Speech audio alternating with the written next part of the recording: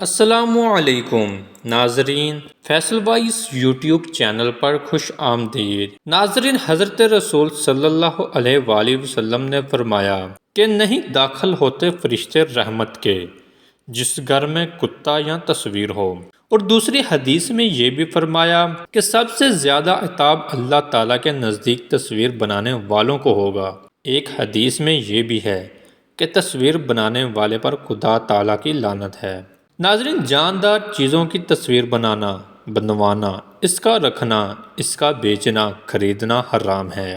ہاں، البتہ غیر جاندار چیزوں، درختوں، مکانوں وغیرہ کی تصویر بنانے اور ان کے رکھنے، ان کی خرید و فروخت میں کوئی حرج نہیں ہے۔ اوپر کی حدیثوں میں جن تصویروں کی ممانعت ہے، ان سے مراد جاندار کی تصویریں ہیں۔ ناظرین، کچھ لوگ مکانوں میں زینت کے لیے انسانوں اور جانوروں کی تصویریں یا مورتیاں رکھتے ہیں، یہ حرام ہے۔ اسی طرح کچھ لوگ مٹی یا پلاسٹک یا دھاتوں کی مورتیاں بچوں کے کھیلنے کے لیے خریدتے ہیں، یہ سب حرام و ممنوع ہے۔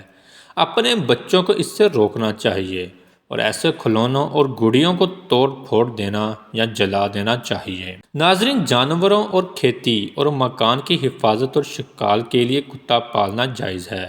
ان مقصدوں کے علاوہ کتا پالنا جائز نہیں۔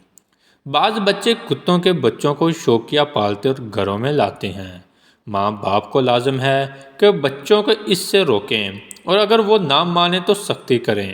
حدیث شریف میں جن کتوں کے گھر میں رہنے سے رحمت کے فرشتوں کے نہ آنے کا ذکر ہے، ان کتوں سے مراد وہی کتے ہیں جن کو پالنا جائز نہیں۔ ناظرین، ہماری آج کی ویڈیو آپ کو کیسی لگی، لائک اور کمنٹ کر کے ضرور بتائیے گا۔